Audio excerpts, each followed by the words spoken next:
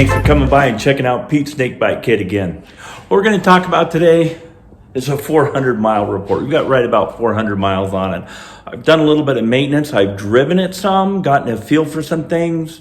Some things I like, some things could be better, and I'm going to try and make them better. Let's take a closer look. Okay, as you can see, I do keep it covered. And at first I thought, Pete, you're a weirdo. You have a cover on your car and it's not painted. Let me tell you something about open air cars. They get dirty. Of course, sitting, but driving, it's pretty bad. But especially my environment is pretty tough right now. They're doing some construction here and they're building 13 or 15 homes, I think, down there. But the trucks that are carrying dirt and things out of there, in and out, gravel in and out, I don't know why they're going both directions, but multiple times a day they drive right past Pete's Snakebite Kit studio. And we've got an open area behind us. So I've got a lot of possibilities for dust to settle right on top of my car. So all that being said is kind of set up for, I've started detailing the Cobra already, even without having a paint job on it. So I want to talk a little bit about that. The other thing I did is I had break-in oil in this. I got from Blueprint Engines. It's a straight 30 weight. It's made specifically for break-in. I've actually ran 3 cycles through the engine on that, and I'm moving on to conventional oil now, and I'll show you what that is and where we're going with that. So let's take a look. So here's the oil I'm going to run in it. It's Lucas Hot Rod Classic 10W40. That's what a couple of the machine shop I've worked with say is probably the best thing to do with a high quality, high performance roller hydraulic lifter. So that's what we've got in it. And it has a picture of a red Cobra on it. I mean, come on. Also, it's high zinc content. So we really need high zinc content in an engine that's got a conventional flat tappet, whether it's a flat tappet hydraulic or a flat tappet solid, because there's a tremendous amount of friction there. But I'm thinking with my hydraulic lifters, they are needle bearing roller lifters. They are not a bushing roller lifters. And they're finding that the bushed roller lifters are actually more durable than a needle bearing roller lifter. And they cost about 4 times as much. A decent set of hydraulic bushed roller lifters are, $1,200 or $1,300. And I didn't pop for those. So I'm thinking with the zinc in there, getting in there, and the roller bearings might give me some more life on that. Who knows? Anyway, so that's what we're using. Lucas Oil. I also like Lucas because they sponsor a lot of racing. And I figure as a racer and an ex-racer, that's something that I think is my responsibility, is to support people that have a good product and support racing. So that's my oil. So we'll talk a little bit about detailing. When I was a kid, I detailed my own cars a lot. I really took a lot of pride in keeping them very clean. And I did some detailing on the side, kind of as a side hustle things. I've detailed a lot of cars, and it's hard work. But I've learned some tricks and systems and things along the way. A lot of it's having good product, and I'll show you some product here. This is not a Jay Leno detail product commercial. It'll kind of look like it, but I've used some of his and they seem to be very high quality. They seem to be reasonably priced.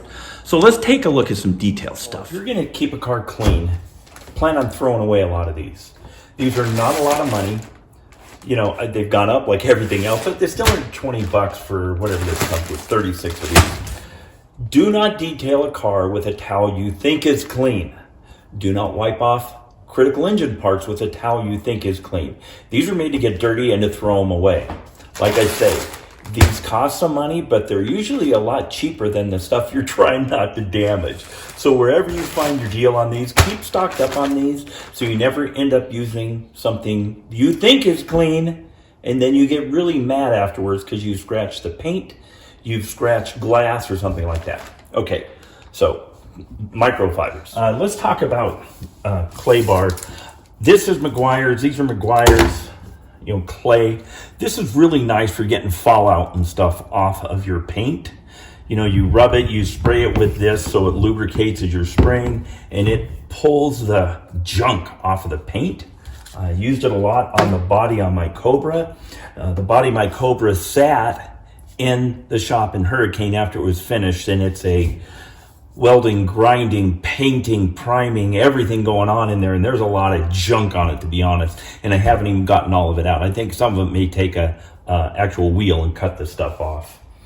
But the next thing is quick detailer. I've used a lot of this on my wife's Explorer. I try and keep that clean. It's really pretty nice because paint now is so much better than it used to be. If we're just working and keeping it clean with quick detailer, I don't think we have to wax cars as much as we used to. But I've liked both of these, Meguiar's quick detailer, and of course the one Lino makes seems to work really well too. The other thing I think is important is keeping glass really clean. The cleaner it is, the less dirt that sticks to it. It seems to be kind of a snowball thing when they start getting dirty. I like the one Lino has. I also like Rain-X. I usually try and do the inside and outside of windshields with this. Fog doesn't seem to be as much of a problem on the inside of glass when it's been well coated with cleaner. Also, the wipers work a lot better when you've got Rain-X on them. I had an independent repair shop for a while, and when I put wipers on somebody's car, I would always clean the wiper blade off, the new blade, when we put it on, and I do the windshield with Rain-X. And I wouldn't tell them, I would just do it, and they would come back next year and say, could you put those really good wipers you put on last time? Anyway, Rain-X works really well. The other thing is getting tires clean before you put goop on them, right? You can get Armor or whatever you use on tires, but if you're just adding to the dirt and the goo, you're not getting as good looking a tire, I think, as you would have if you actually cleaned it first. I've used this product for detailing on the inside of my car, keeping the seats clean and keeping the dash clean. I've got a leather, actually, my dash is wrapped in leather and the seats are vinyl, but when I clean these up with these, they really seem to have a look where they're moist but not gooey or sticky, so that's worked really well. Wheel cleaner, I'll be honest, I'm a little bit afraid of this. I've got powder coated wheels. I'm not planning on using any wheel cleaner on it. Wheel cleaner will get a lot of nasty stuff off the wheel, and I'm honestly a little bit afraid to damage the powder coat on the wheels, and I don't want to use this and be really mad at Pete for not just taking the time to soak that stuff off. So I haven't used this yet. I know a lot of people that use that, they really love it. And then once you get the tires clean, you put some tire care on it. It makes a black look blacker. It makes a white look whiter if you have letters on there. But the important thing on this, put it on, let it soak, and do your best to wipe it off as much as you can. That gets you away from that gooey, gross looking look and gets that tire fling off of there because you wipe it off instead of letting it fly off onto the fenders. So that's my favorite detail stuff. Okay, at the beginning of this, I said that there are some things I really like about it, some things that I want to make it a little bit better. What I was talking about was the bump steer. We're going long on this video. Bump steer is going to be on the next one. So tune in next time on Pete's Snake Bite Kit. We're going to fix the bump steer on the Cobra. Hey, you guys stay safe out there. Like, subscribe, send me a comment. You know all the YouTube stuff we're going to ask you to do. But thanks for watching Pete's Snake Bite Kit.